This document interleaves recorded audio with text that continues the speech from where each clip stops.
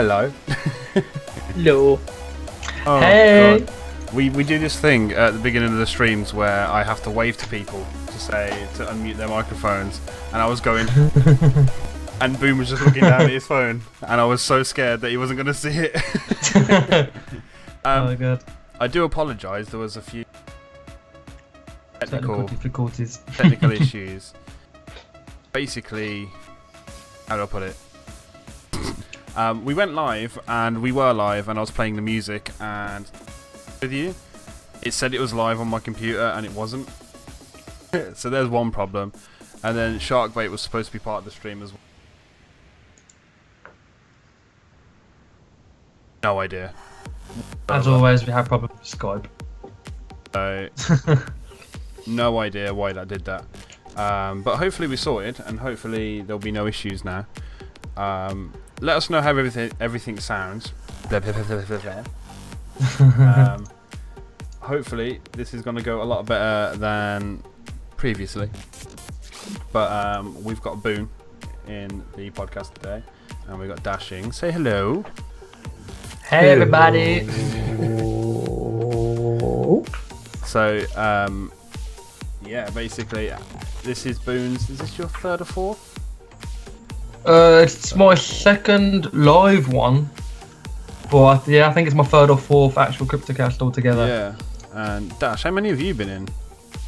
Two. Two, and one of them, the one that you was in, I wasn't in. Yeah. Okay, so this might be interesting.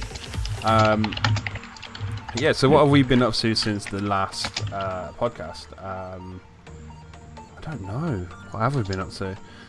We've been doing as if you haven't already seen, Team Cryptic have been doing an indie spotlight every week, where we shout out kind of indie developers, and we get part of Indie Dev Hour. We become part of Indie Dev Hour on Twitter, which is every Wednesday from 7 till 8. 7 till 8. And it's been getting quite a lot of attention because we've been doing shout outs, and we've been getting a lot of kind of attention from like mobile gaming companies, like indie developers. So I've been kind of trying to point them towards Boone, because Boone also did a stream on the team's channel, if you didn't see it already, where he was doing mobile gaming, which was, I think it was quite popular, wasn't it? Yeah, I find that not a lot. I think mobile gaming doesn't get the recognition that it deserves, and it can be so good if you've got a phone that can handle it. Yeah, it's one of those things that when you did the mobile gaming stream, I found it really kind of I found it really refreshing to watch, because you don't see a lot of it. Yeah. And obviously you need certain software, and there has to be certain ways of doing it. So I found it really, really fun to watch, and I couldn't take my eyes off it. Yeah, because that's another thing with mobile gaming. It's not like PC or PlayStation gaming where you can go into a call with your friends and play it. It's more of just the typing on the game kind of thing, but that's what I like about streaming the mobile games. That's when you can play with other people and talk to them about the mobile game. Yeah, it stops being, I know it sounds really weird, it stops being social, but when you're streaming it, it kind of brings that element back a little bit. Yeah, definitely. But you were streaming, was it Clash Royale? Clash Royale, yeah. Yeah, and I'm into my mobile games, obviously, when I'm not on stream. Now you get annoyed with me because of that. So, yeah, it was one of those games that I kind of, while you were playing it, I was downloading it straight away. And it's really addictive. And yeah, one of my friends at work as well, I've got him onto it as well now, and he's saying it's addictive, and he's playing more in his phone now than he's doing work. It's one of those games that I feel like I don't know, it's a mixture between kind of Clash of Clans, obviously, and Hearthstone. It really reminds me of Hearthstone. I've never played that Hearthstone. It's got a lot. I can see that now. Yeah, it's got a lot of those elements, because it's very, it's turn-based, and that kind of play-by-play aspect is really cool. Except from Hearthstone is very much kind of card versus card, something like that. Yeah. Whereas you actually see the attacks with Clash Royale. Jezza says he's prepared a little message for us all, so I can't wait for that. I'm gonna say goodbye here at the end of the stream.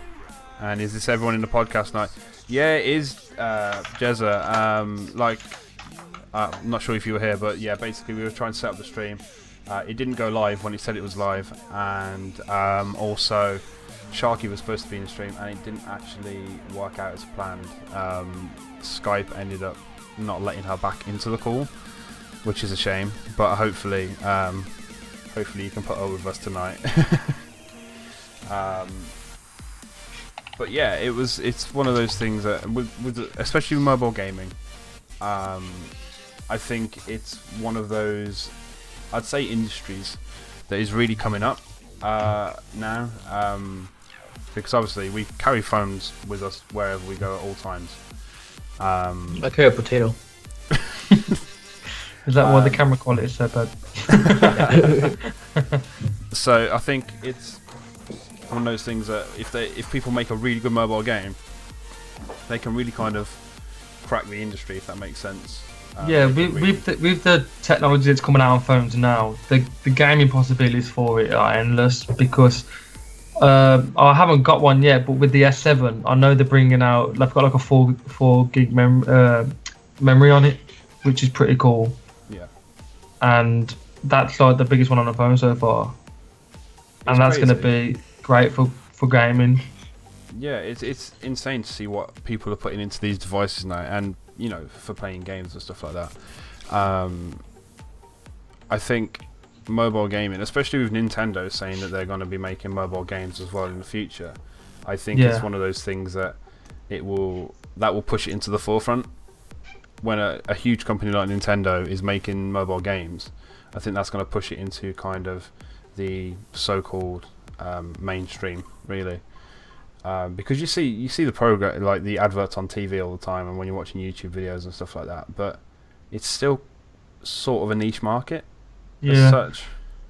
Maybe they're going to mobile gaming because they flopped on the Wii U. I liked the idea of the Wii U, but I don't. Like, when it came out, I never thought, "Ooh, I need to get one of those." Yeah.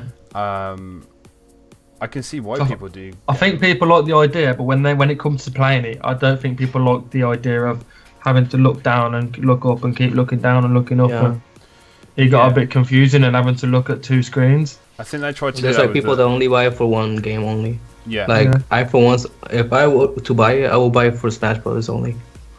Yeah, because I know they've done the 2 screens with the the Nintendo DS Lite or something. I don't know what it's called, and they had the 2 screens where you could use both of them. And then obviously they've tried to implement that with the Wii U and the TV, and it just didn't work. Yeah, I think Sony tried to tap into that with the PlayStation. They had the PlayStation Vita that could remote play with the PS4. And no one uses it. No one uses it. I've got a friend at work who he uses it, but he raves on about it. But again, it's not one of those things that makes me think, oh, I really want to do that. So I don't know. I think it, like I said, it's a bit of a niche market. But I think if they do it right, especially with mobile gaming, I think they could really crack it, really. Oh yeah, definitely. So yeah. So what? Talking to the chat, what are your kind of favourite mobile games?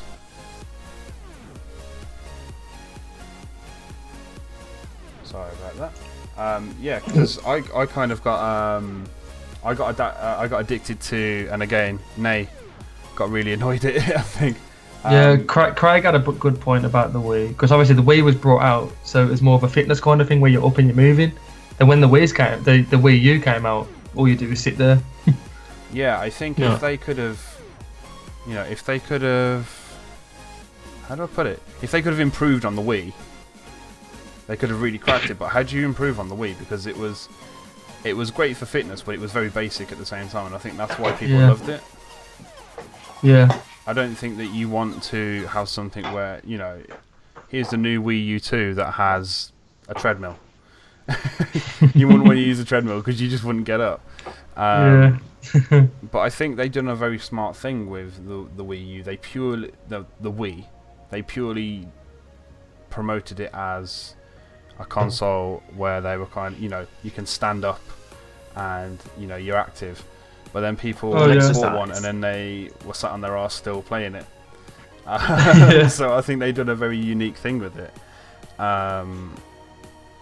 It's a weird one. Like I said, Nay got very annoyed at me because I was playing SimCity all the time on my phone.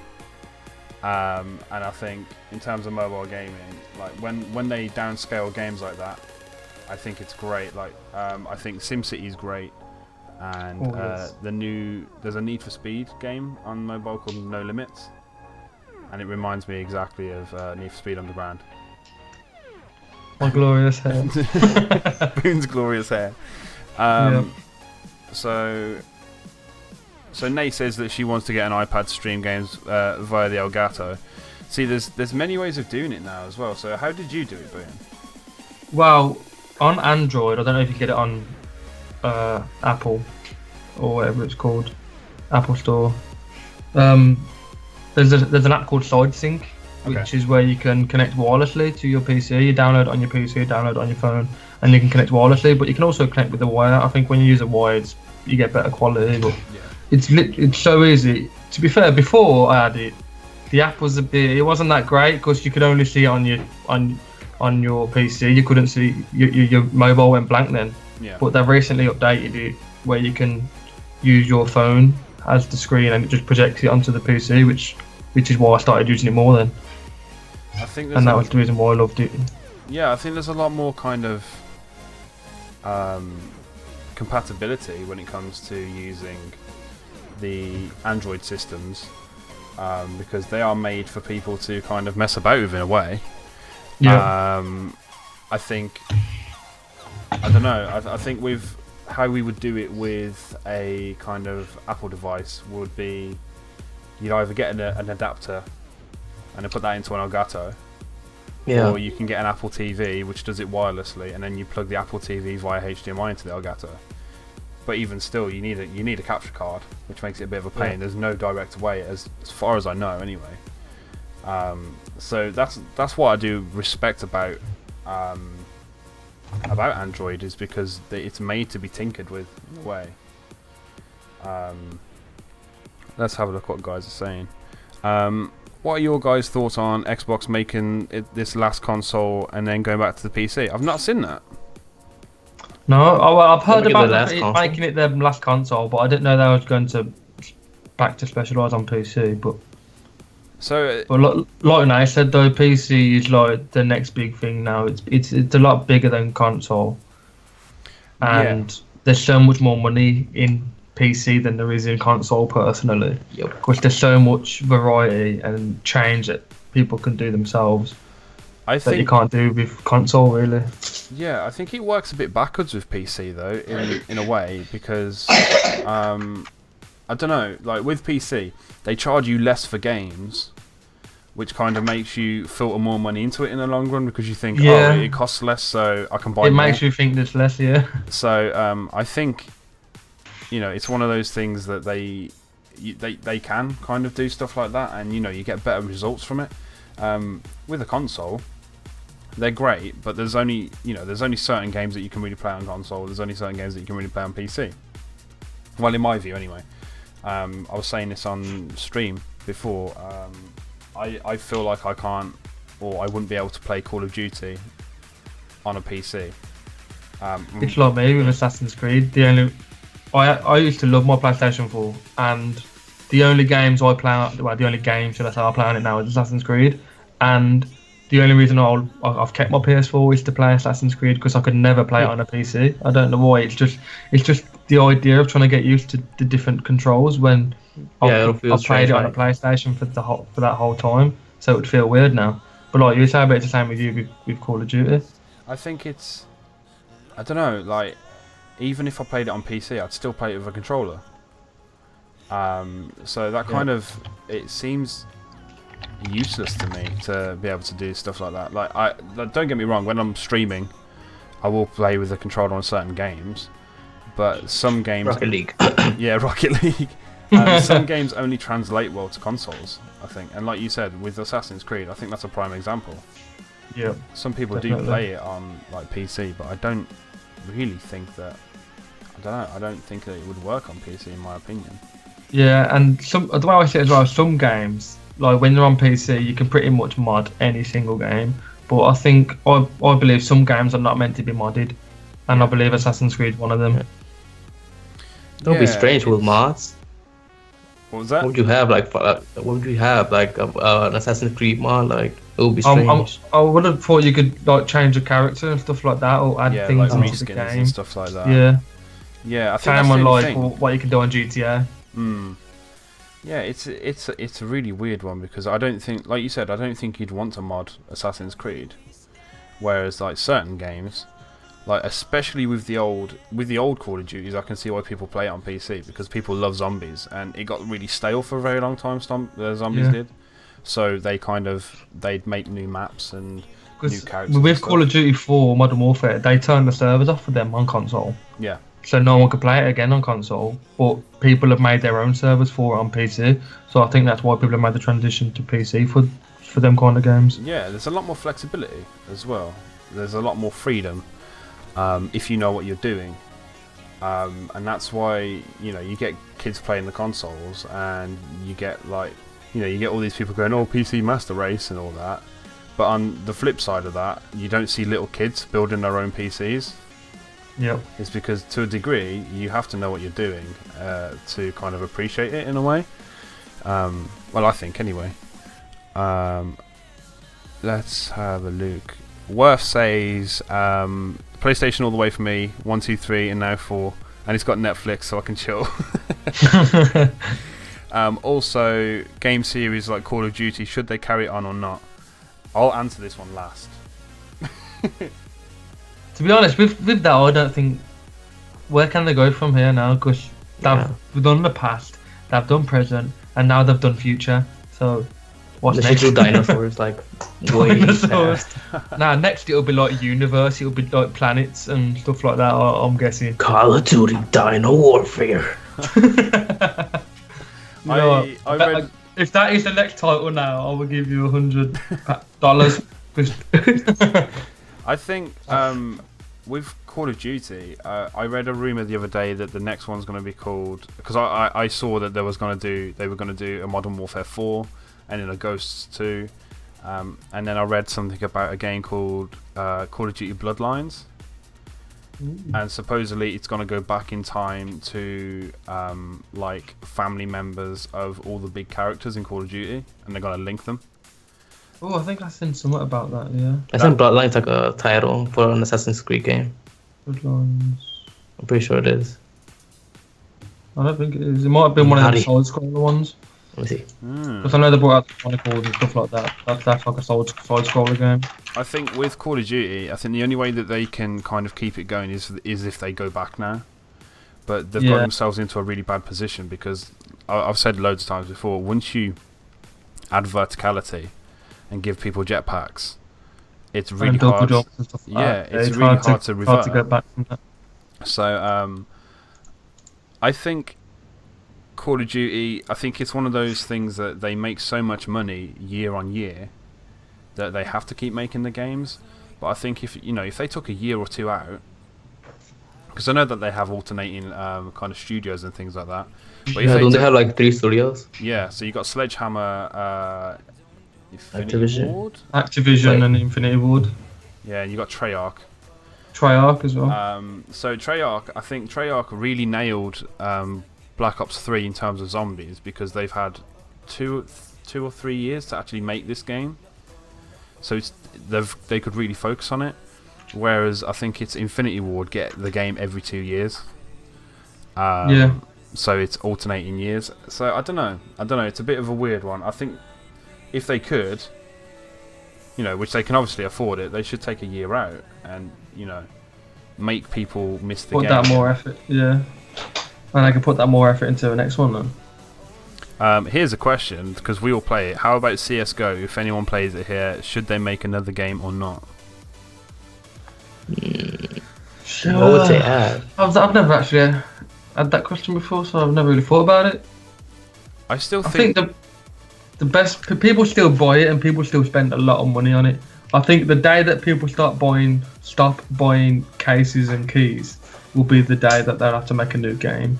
Yeah. But personally, for now, I think it's good enough still updating it rather than making a new one. Yeah, because they still support it. So, being as they still support the game, I think that there's still life in it. And I think, like Boone said, people are still paying for it. So I don't think they need to make a new one. And again, with Valve, they don't like making third games. You can't really name a third Valve game. They don't have a Portal 3, no Half-Life 3, which is a bit of a myth now. I knew it. So they don't do third games really. If you count the arcade version of CS in Japan, that's sort of a third game, but that was very futuristic. Nay says that Source is the best. I don't know. Never played that. Source was awesome. That's.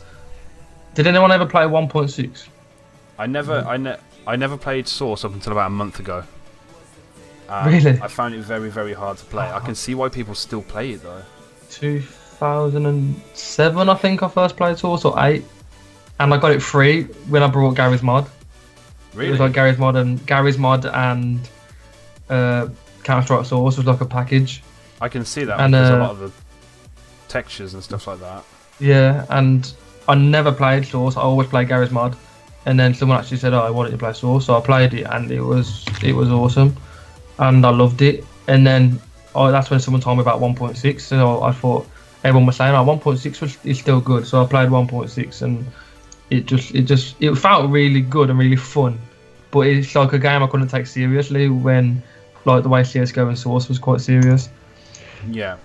I think with CS:GO, like you said, I think it's at the point where it's still relevant and it's still being updated. I think with CS:GO, I think they could keep improving it. The new update that's came out makes it look really nice. Although I do think the new version of Nuke looks like Solar from Advanced Warfare. I think it looks like that. Oh, what's that map now? I can't remember what it's called now. But there's another map on CS:GO that it's got the same textures and colour and it's quite bright. But I can't remember what it's called. Seasons. Yeah, Season. That's it. Season. It looks just like Season. How do you think that they should improve CS:GO? There's one thing that I would love. Well, it's not by updating the gloves anyway. That's the thing. I would love customizable gloves. See, yeah, I've said that as well. I would love it if you could customize your own character. Like, so they had that option. It wasn't kind of customize your own character, but in Source where you had 4 different characters to choose from. Yeah. I thought that was pretty cool. Where in this one now, everyone just looks the same and it's boring. Yeah, I think it's one of those. I don't know.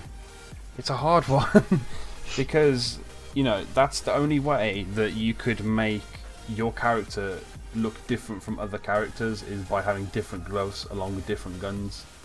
Yeah. It's never going to be third person. You're always going to have that first person. Oh yeah, definitely. And I think something as simple as I think it would break people's brains if they added an update where you look down at the floor and you could see your feet. It really bugs me with games where you have to look down and you can't see your feet. Yeah. The Minecraft thing. Yeah, Minecraft. You just look Another like thing I'd head. like in CS:GO is adding attachments to your weapon. I know it's going to be more of Call of Duty side then, but I think it just seems a bit weird that you can't there's only literally 2 guns that have a scope. Yeah. And you don't aim down a sight. Pretty much a lot of it isn't. And I think it would be a lot better if you could, because it would feel like you're controlling it more if you could. I think it's hard to explain. with having the guns so kind of bottlenecked in a way on CS:GO, it separates people into classes in a way. Like when we used to play with Fox all the time, and even with Casper, they'll use sniper rifles and they will use nothing but sniper rifles, whereas I will use kind of like SSGs or SGs, with a scope. That's my kind of gun, and people just go around pistol whipping stuff like that. Yeah. But I think very customizations would be really cool. With a pistol, an extended mag. Yeah, that would be could cool. really change a game, because there's been so many times where you try to kill somebody and then you're out. But then it's the like- other flip side of it then is having people trolling and putting like 12 times zoom on a fucking Glock. Yeah, so I think they would have to kind of, again, bottleneck the actual customizations, or maybe have specific customizations for specific guns. But I think it would Which is a bit like Rainbow Six Siege, where you can have attachments on your weapons, but you can't have all attachments on all weapons, if that makes sense. Yeah. Like you can only have the sniper scopes on the long range weapons, or I don't know, like a silencer on. I think you can do that. Well, you wouldn't put a silencer on a shotgun, really. That's kind of pointless. You want to make a lot of noise when you got a shotgun, don't you? Yeah, and I think what was it? I was in a conversation before where we were talking about having what was it? Having like respawn health points in CS:GO, and I think that wouldn't work, because I can't remember who I was talking to about it. I think it might have been in a previous podcast, but I think it was Fox was saying that it would be cool to have respawn points for health, so you know that would kind of help the game last a little bit longer. But I think the beauty of CS:GO is that you can have games that last from half an hour to an hour and a half. I think if you had the choice to start like regening health, the games again would be even longer, and you'd have that. I don't know. It could make things even more unfair as such. Yeah. Because everyone has that situation where you get shot and you're down to like 1 health, and then that clutch is the biggest buzz that you'll ever get. Oh yeah, if it pays off, well. And you get even more pissed off when it doesn't pay off. But it makes the game it makes it addictive to play. Whereas if you've got that regen, like again with Call of Duty, if you get shot and you're into that red screen where you're kind of bleeding and he's panting out all over the place, like, and then you lie down on the floor, in a couple of seconds you're fine. Yeah, it's just like, it's not realistic one bit. Yeah. Let's have a look. Rhino King's here. Hello. Nay says it's very old-fashioned, but I think it makes it more even. What do you mean by it makes it more even? He just screams up there.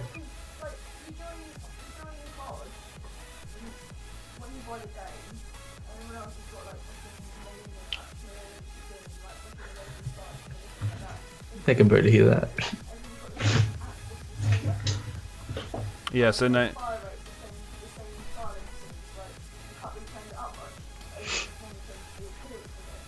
So Nay was saying that basically all the guns are in CS:GO. You've got the same guns, no attachments. So it comes down to skill at the end of the day. Whereas when you're playing Call of Duty, with games like that, you can put loads of attachments on. I think the only skill-based thing for CS:GO is the fact of each gun has a different recoil. So the only thing you can do is learn each recoil. That's it. So you rather than learning with the attachments. Yeah, you have that. You have to learn that skill to learn the recoil patterns, or learn how far you can shoot a gun, until you think that's useless. Yeah, with Call of Duty, it's got to a point where you can put 5 attachments on a gun, and then you've just got this beast of a gun which just mows through people, and there's no separation of skill. Then it's just, you can put someone who's as new as anything on the game, and then they can just mow through people. Yeah. And I think that's why people put so many hours into CS:GO, is because it makes it addictive. Like, it's frustrating as hell, but it makes it addictive. The only game he's got skill in is Pokemon. That takes us. Actually, that's another thing that we were going to talk about. What do people think about Pokken Tournament? Have you heard of Pokken Tournament? Never heard of it. So it's kind of like Pokemon Stadium, in a way, but it's made by Bandai Namco, if that's correct, and I think that's the company who made Dragon Ball Z Budokai. So it's like a proper fighting game with Pokemon. I think it's only in Japan right now, as far as I know. But what's Dash doing? It's only in Japan right now, but while Dash is doing that, I'm just going to turn his screen off. There we go. Yeah, it's a Pokemon game with fighting. They made Tekken. There we go, Rhino. It's Pokemon meets Tekken. Oh, they made Tekken. Oh, that's cool. So, ideally, I want them to release it over here because I really want to play it. Like a proper combat game with Pokemon. So it's not like I don't like the turn by turn because I find with Pokemon you can't just have a 2-minute game. You have to sit there for a long time and really play it for a hell of a long time. You know, having a Pokemon battle or two can take about 10 minutes rather than just bashing one out. I shouldn't say bashing one out. Wow. Bashing one out. It was an arcade game originally, then turned into a Wii U release. I think it should also be out in the US. Oh, it'd be really cool. I think they haven't made a decent Tekken game in such a long time either. That was a game that I'd love to play when I was young. Probably won't be long before they do that. Yeah, I think, but that's another thing. Where should they stop with games? At what point should they stop? Because I definitely think with certain games they should have stopped a long time ago. Like we spoke about, I think it was in the last podcast we spoke about, was it Crash Bandicoot? Yeah, I think it was, yeah. Like, I don't think that they should keep going with that game. Like they've kept people waiting for a long time, which is great because people still love it. But I think the only reason why people are going to like it and want to play it is because of the retro side of it, and it was their childhood. Yeah. Oh, our childhood. That's the only people going to play it, is to relive their memories. And then after that, that's it. It's just going to go down the drain again. Now people are going to play again then. Yeah, for all I care, they could reskin the original. They could make a HD remastered version of Crash Bandicoot, and I'd love it. Yeah. But making a completely new game with reskin characters and stuff like that look completely different, I think it's a bit of a mess. Let's have a look at what else we're talking about. Going on from what we were talking about with kind of mobile gaming and stuff like that, and the whole Xbox and PC thing. What do you guys think of the cross compatibility with Xbox, PC, and PS4 right now? It's really kind of, it's in the news right now, which is crazy. Yeah, I didn't really read much about it, but I did see something about Xbox and PlayStation was on about doing a cross-platform compatibility with. I don't know if it's going to be a game or like just one game, or whether it's going to be with calls or what. I'm not too sure. But there is one thing I've seen as well. I don't know about Xbox, but PS4 have been doing like a simulation thing for the PC, or it's hard to explain now, like where you can play your PlayStation 4 on your PC. Yeah. Which I don't know. I don't know if it's going to be for a certain game or whether it's just going to be through the home menu or just another way where you can't really use your mouse and keyboard. You'll still have to use your controller. You'll just be using your monitor on your PC. I really don't know. It's one of those things that's in the new PlayStation 4 beta software that they're working with. But I feel like the whole cross-compatibility thing has been spurred on by Rocket League. And that's not just because I've been playing it a lot recently. It's because, I don't know, how do I put it? With Rocket League, they've had it for a while where you can play with PlayStation and PC together, like crossplay, but it's only in private servers. It makes a lot of sense, and the fact that it's only in kind of private servers, when you can get people in of your own choice, I think it makes a lot of sense, and I think it's a definite step forward. And then Rocket League announced it with Xbox too, but I'm not sure if they're having cross compatibility with PlayStation and Xbox either. But PlayStation said that they'd be open for talks with developers, which I think it's been a long time coming. Yeah, definitely. Because the hardware it's powerful enough now. That why shouldn't they do it? Please be cross-platform with Overwatch. I've seen a lot of Overwatch, and I think Overwatch looks like a great game. I don't know. I get confused between Overwatch and Battleborn, and I know what Battleborn is. So I haven't seen either. I think I've seen a little bit of Overwatch. Oh, I think I have seen Overwatch actually. But I've only seen one character on there, and he's the one that's got the sword, and you can jump around and dash. And Yeah. If that's the game I'm on about, anyway. Is that the game that looks like Team Fortress? Yeah. Oh. So Battleborn. Yeah, that looks cool. Battleborn is a little bit different in the sense that, like, when we was at Insomnia 56 in December, Battleborn is one of those games which it has the lane-based combat of like, is it League of Legends? Definitely Smite does it. When you've got to get from one end. Like a MOBA? Yeah, when you've got to get one end to the other and you've got to destroy things on the way. It's sort of like that, but it's an FPS. So you have to move forward, and yeah, it's crazy. It looks like a great game. And Overwatch just looks like a fun game to play. But hopefully they'll have games in the future where it's kind of cross compatibility across all platforms. I think the sooner that big titles start doing it, the rest will follow.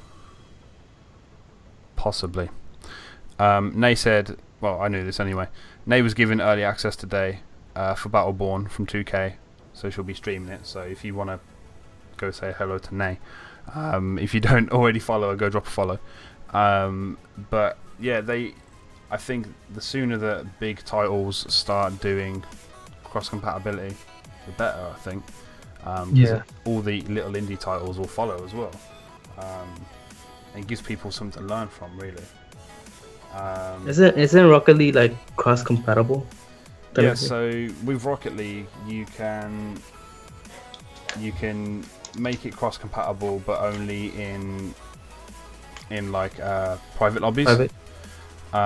It is cross compatible in public games as well, but you don't really get the choice. Yeah, so it's one of those things. The point where they get to where you can add friends from other consoles into game and play in like a public game, I think that's when they've nailed it. Yeah. Yeah, just moving on to kind of upcoming games as well, being as we were talking about kind of Battleborn and things like that. Has anyone seen the new trailer for Doom? Nope. I haven't seen a trailer, but I've seen like an advert for it, kind of thing. Not the full trailer. I've seen like a little snippets of it, but it does look pretty cool. But when I hear the name Doom, it just reminds me of the classic. You can't beat it. Yeah, I think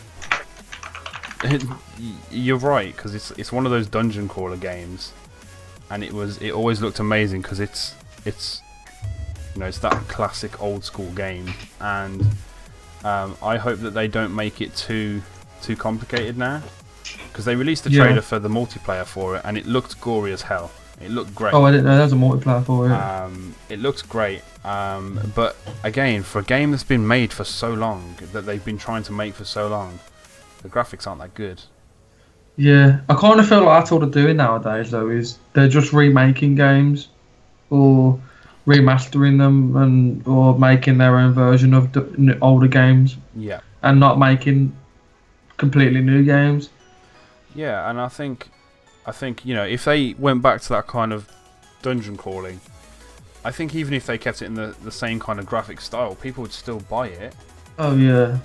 But completely reskinning the game. If you look at the trailer for it, it just reminded me of Dead Space. In a way. So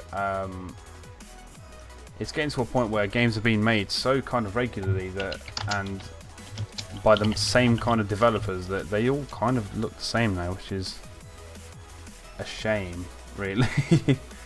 Kind of upcoming games though, Dark Souls 3. I've never played any of the Dark Souls games. Neither have I. But people look really excited about that right now, and it's one of those games that I think it will be impossible. Yeah. Because I played the first one, I never got to beat it. Yeah. I rage quit midway through the game. There's people that are kind of like speed play the first two, and they made the second one so much harder just because people were trying, like, it was known for being hard. So I think they're gonna have to go above and beyond with Dark Souls 3, and I think I think with Dark Souls 3, I think they could get away with making the game just completely impossible and not having an end. Do you know what I mean? I think they could just have like a mission where you can't actually beat it. They made it absolutely impossible, and then there's actually no end level because you can't beat that level. Just going to what Rhino said, graphics aren't as important as you think. The question is, what does this game have that isn't already out there, and what makes it fun? That's true. But again, like I said, a lot of games just feel like a recycled idea now, which is a shame. That's why I love playing early access games on Steam, because it's nearly always something different and something new. Yeah. And that's why they're early access, because they want to see people's views on this new thing. And a lot of the time it works. Yeah. And I think, you know, when you look at early access games, and even with, you know, little indie games, and that's why I think that we're so into it, is because with indie games, you can pick up a game which reminds you of a really old game. Like I played a game called Recursion Deluxe, which I got a code for recently. And Recursion is basically like a side-scroller, kind of like Mario, basically. But when you run off one side of the screen, you come back onto the other, and it's like a puzzler. Yeah. And little games like that, you know, those games are never going to be released by a huge studio. So it's really refreshing to have a platform like Steam and Steam Greenlight, where you can really get those games and really kind of have a lot of fun with them, really, even if they last you about an hour or so. Like, the graphics don't have to be great, and just the gameplay is, you know, it's good enough to keep you going for a while. Yeah. Rhino said, Battle 4 feels like a game, like it's a war with no consequences. Yeah, it's, so like we said, with the gameplay, like, especially with early access games or with Uboon, like, you kind of play them because you don't actually know what the games are about. Exactly, yeah. And it's something different. It's not like your typical FPS or your typical puzzle or strategy kind of game. It's normally always something different. Yeah. And especially with indie games. I think when we started playing like H1Z1 and DayZ, you know, you kind of hear about the games, but when you start playing them as an early access or like an alpha, you don't actually know what the games are going to be like. And I think that's what's making it great, with especially kind of like we said with Steam, because when you're playing stuff on a console, you buy that game because you've heard about that game for a long time in the lead up, and there's buzz around it because it's a console. I think consoles don't, going back to consoles, I don't think they have the power to just release just a random game and just go, right, there's a game, and have people to buzz over it. With H1Z1, Sony is making that, and when it is fully released, it's going to be free, and it's going to be on PlayStation. But look how long it's been out now on PC. Yeah. And it's still early access. They're still changing it. I mean, they've just completely split the game in half now. Yeah. And when they have finished it, it will be free on PlayStation. And that's why I think with PC, like with platforms like Steam, where you can, you know, people can make a game in their bedroom and then go, oh, what do you guys think? That can create buzz. Whereas with a console, you're kind of dominated by the big games. Yeah. So I think that's where the two kind of markets completely split. Yeah, I think it's always a bit of a scary one to look at, really, because the markets are so completely different. And then again with mobile games, when you download games, like there's always one company that I end up downloading games from called Ketchup. And they make loads and loads of mobile games, but they're one of those companies that, you know, they put out indie games, and I think mobile is becoming one of those platforms, kind of like Steam, where you can put a game out and be like, oh, guys, what do you think? Yeah. Where, you know, it's powered by indies now, I think, which is very nice. One that Boone might like, Lego Avengers. Ooh, yes, because I love Lego and I love adventures, and it's all coming together. I want to play it. I haven't seen a lot about it yet though. I played a demo. Where was it now? I think it was on. I can't remember where I played it now, but I played a demo, and I didn't play it for long because I had to go out. But I played as I think I was Hulk and Iron Man, and it was so cool. I do like the Lego games. It's like it makes me feel like a kid again because it's one of them games where it's like really, it seems really childish, but it's so fun. And when you get to play as your favourite superheroes as well, it makes it that much more better. Yeah. Wait, so Go on. What was just... so is it in the same city as Lego Marvel Heroes or no? Yeah, I think it is. Yeah. Because I thought that was the Avengers game, but then they released the Avengers game officially. Then I don't know. Do you have like less people on it, like less characters? I don't know because I didn't really get to play it for long. No. I suppose with demos they kind of keep a lot of it back as well.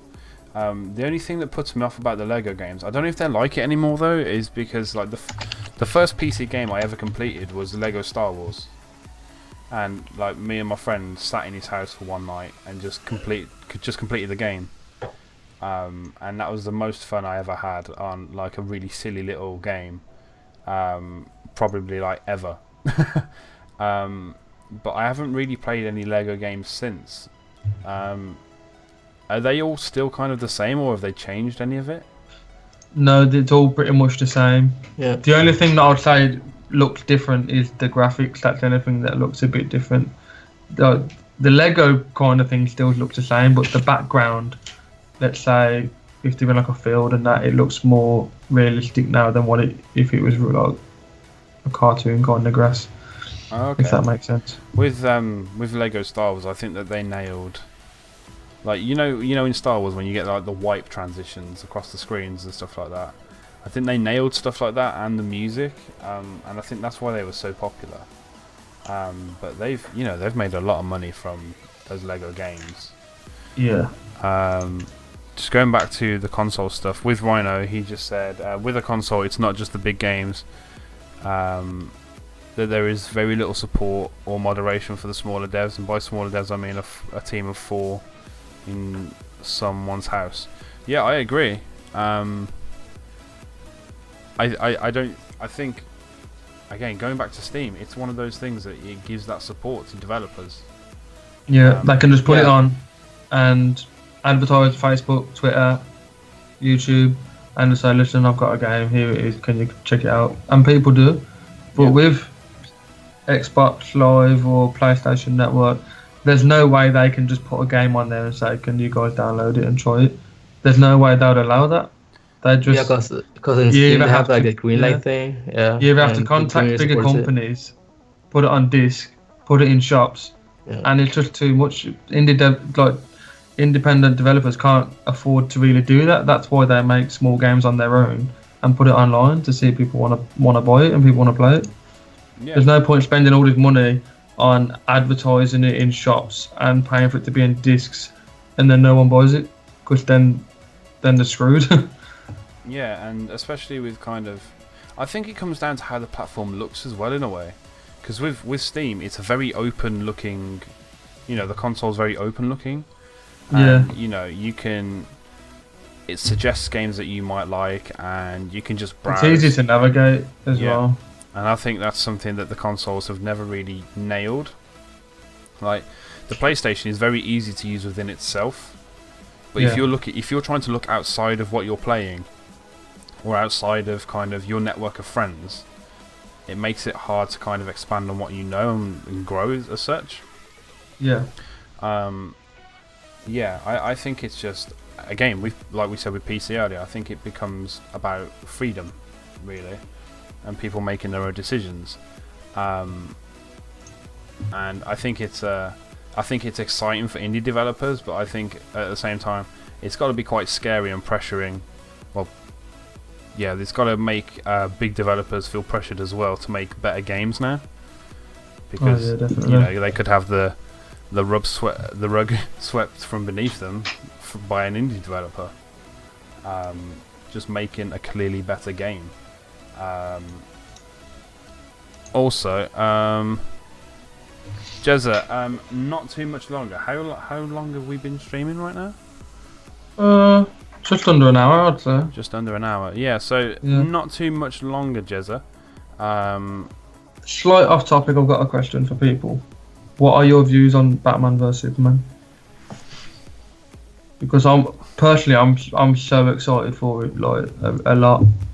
And personally, I think Batman's gonna win. I really want to watch it. Go on, Dash. Sorry. I think Lex Luthor's gonna win. You haven't seen like the mini spoiler that's been going around? No. Like they released like action figures with all the characters, and they put like Lex Luthor on like the kryptonite suit. Yeah. Wow. And nobody have seen that before. So. Because that's what makes me think Batman's gonna win is the fact that Batman's got kryptonite armor, so it weakens him to human. Does he know about kryptonite or no? Who, Batman? Yeah. Yeah. Because he. I think everyone knows about the kryptonite, but I think he's infused it with his armor to make him weaker. So it's going to be rather than it being a Superman versus a normal man, it's going to be a man fighting a man now. And have you heard of supposedly they're going to have Flash and maybe Cyborg at the end? Yeah. Like appear. See. And I saw the Flash suit too. It looks pretty sick. I'm really scared that they're gonna ruin the story though, because I watched I think it's Dark Knight Returns, which is the comic movie. Jez has made a good point of them because they're going to be fighting, but they're both superheroes. They're both good people. So if one does win or lose, it's going to portray them then as a bad person, and I don't like that. Yeah, it's the way that they make it out though, is because like I said, when I watched the Dark Knight Returns. I think I keep on getting it wrong, probably, but that's Dark Knight Rises. No, Dark Knight Returns. It's a comic. Oh, comic. Sorry, I feel about a movie. They made like a comic movie of it. And that's kind of what. And you mean where Batman's like really old? Yeah, it's basically Batman when he's old. And it's in two parts, but the first part is about the Joker, and a lot of stuff happens. I'm not going to ruin it for people, but basically it culminates in the second part with Batman going against Superman. And a lot of the stuff in the story is in the trailers for this film. I just hope that they put a fresh take on it, and I hope they don't ruin it. I think it's the same with Captain America Civil War, the way he's going against Iron Man. Yeah. And it's just, I don't like the idea of it, but I know it's going to be a really good film, and I know it's going to be good. They're really exciting. And the reason why I'm even more excited is because Spider-Man's in it. Yeah, that was the thing where people weren't sure if it was going to happen or not as well. Yeah. Because I know Spider-Man was going to be in the Avengers. I know he's going to be in the Avengers. And the next one? Yeah. 2017, I think it is. Because originally Sony Cinematics owned Spider-Man, and Marvel didn't. So that's why he's never been in it. But now Marvel's brought the rights to Spider-Man. So now he's going to be in the Avengers, which is so sweet. I think when they released the trailer for Civil War, and I think they've done a really smart thing by leaving Spider-Man right till the last minute. Yeah. Because I knew everyone would go crazy over that. I was like seeing there like, oh, it looks so cool. And then like the end credit, like the scene, like you're like, what? It looks crazy. They're doing a really good thing with it, really. And I think, I don't know, the only thing that kind of puts me off about Civil War is the fact that it might as well be an Avengers film. Yeah, because there's so many people in it. So many in it. Wait, I got a question. Do you guys like the suit? Whose suit? The Spider-Man suit. I do. I think it looks really cool. I do, but it looks really comic. It looks It like looks really, yeah, it looks really comic-y, childish kind of thing. It's I like the eyes. Yeah, the thing eyes that are freaked cool. me out the most was the animated eyes. The only thing I don't like is Spider-Man. He got changed by a spider? He got bitten by a spider. It changes DNA. But in the trailer for Civil War, you can notice that he's got a web thing on his wrist that he shoots out, and it's not from him. It's from like a I don't know what it's called, like a mechanism. And on his belt as well, he's got like recharges on his belt. So isn't he like the ultimate version of Spider-Man? Yeah, Ultimate I Spider-Man. would have thought so. Yeah. Yeah. It's That's gonna be sick. the thing Yeah, is they're taking on, like with Batman and especially with Civil War, they're taking on the biggest storylines in their universes, basically. Yeah. Like in the comics, and I can say this even if it's a spoiler, with Civil War, because I know it's not going to happen in the film. Captain America dies. Yeah, Captain America dies. So what are they going to do?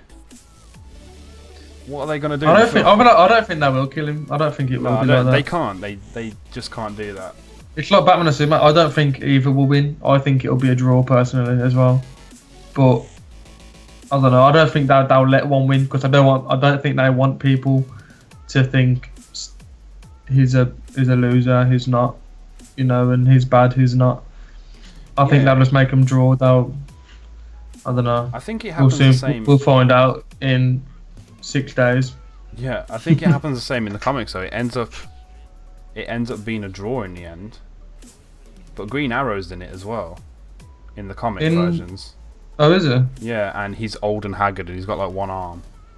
Yeah, because have you anyone watched DC Legends of Tomorrow?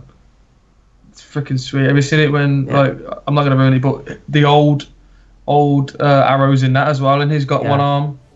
Which he has like cool. He has like a new Green Arrow appears, like the black guy. Yeah. Yeah, he has like a robotic arm. Yeah, he ends up making a robotic arm, and it's pretty cool. I think that whatever they're going to do with the films is going to be amazing either way. And, we're going through a kind of stage in time right now where comic book movies are making a hell of a load of money. It's the biggest it's ever been, really. Well, yeah. And it's when you go back to the old films, like the very first Spider-Man films, and how much money they made, but then you look at it and you think, it's not that good compared to what they've got now. Rhino King went off on a bit of a rant with all of these comics. I think he's getting really excited. Hero on hero gang warfare. Jezza said, what about a fight between Marvel and DC superheroes? It would be great to see that. It's never going to happen. Yeah, it would never happen, but it would be fun to see. I don't think I'd ever make a film about it, but it would be cool to see it in like a comic strip or like a cartoon on TV rather than a movie. Yeah, I think it'd be really cool to see, especially with you got Deadshot and Deadpool. Yeah. Where Deadpool was literally directly ripped off from Deadshot. So I don't know. Oh, Deadshot, he's in Arrow as well. Oh, is he? Yeah, he's been in Arrow a few times. He died. Yeah, but I don't think I don't think he is though. So Rhino said, I am the opposite of excited for comic book movies. I am tired of it. Do you know what? I'm so excited. I'll get like a little fangirl and I'll get really excited. Especially with Flash and Arrow as well, because I'm watching them online, and when I got a new one coming up, I'm like, oh yes. Yeah, the thing is with the films though, is like I said, there's such big turning points in the stories, in the comic versions, like Captain America dies, blah blah blah, that that they can't do that in the films. So it's really refreshing to think of how they're gonna do it. Yeah, very interesting, very interesting. I think we'll end up wrapping it up in a moment. Who's excited for Game of Thrones? I've never watched Game of Thrones. I've never watched What? Yeah. Dash, have you watched it? Mm-hmm. Yes. Everyone kind of raves on about how good it is, and I can see that it is good. But the thing is with me, and I'll be completely honest with you, I don't like anything that looks like it's set in the past. That's why I can't get into Assassin's Creed either. and I know it has futuristic elements, but anything that looks like it's set in the past, I can't deal with. I just can't deal with it. I'm the opposite. I love stuff that's in the past. Futuristic stuff starts to bore me. I know I don't know how that is because I've never been to the future, so how can it bore me? But the past, I love the past. I do. I love history, and I think that's what I love about it. I think. But obviously, it's not real. But you know. So Rhino said, "What the fuck, Chigs?" And then Chigs, "What the fuck?" I think he's really freaking out right now. Yeah, a lot of people freak out when someone says they've never seen Game of Thrones. I'd like to watch it, but I feel like it's too far in for me to start watching now. That's how I felt. But I think it's better like that because you can binge it. Yeah, we've just. You have a week off work and binge it.